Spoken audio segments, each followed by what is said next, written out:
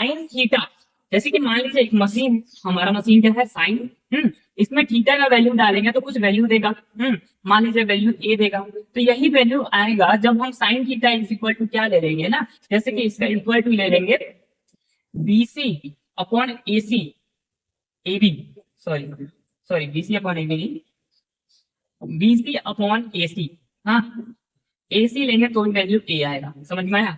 मतलब एक ऐसी मशीन है जिसमें कुछ थीटा का मान देते हैं तो ए वैल्यू देती है, और वही सेम वैल्यू जब दो इस त्रिभुज के दो दो भुजाओं का अनुपात लेते हैं तो भी ए आ जाता है। तो क्या वहां से क्या हमें समझ में आया ना, यहाँ से हमें ये समझ में आया कि साइन थीटा बराबर होगा बीसी अपॉन एसी के, समझ में आया क्या होगा, बीसी अपॉन एसी के बराबर होगा साइन थीटा। तो थीटा वैल्यू कौन था, थीटा वाला ये एंगल था, तो इस थीटा के हिसाब से ये बीसी क्या था, बीसी था लंब, यानी कि लंब, ठीक है।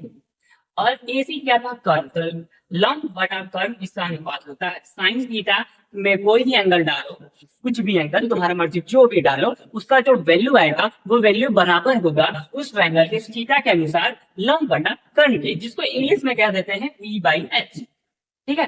P by H, यहाँ तक आप लोगों को क्लियर होगा। सेम एज इट इज इसी तरह से मैं लिख सकता हूँ कि P by ये H होता है, आगे के फॉर्मूला में मैं बताता हूँ, ठीक है। ये B by H होता है यानी कि बेस अपॉन हाइपोटेनियस, यानी कि आधार बटा कर्व, ये होता है P by B होता है यानी कि लंब बटा आधार, ठीक है। अच्छा इसके अपोजिट यानी कि P by H है तो यानी कि H by P हो जाएगा, ठीक है। ये H by B हो जाएगा, ये B by P हो जाएगा, ठीक है। यहाँ तक समझ में आया आप लोगों को कि ये सारे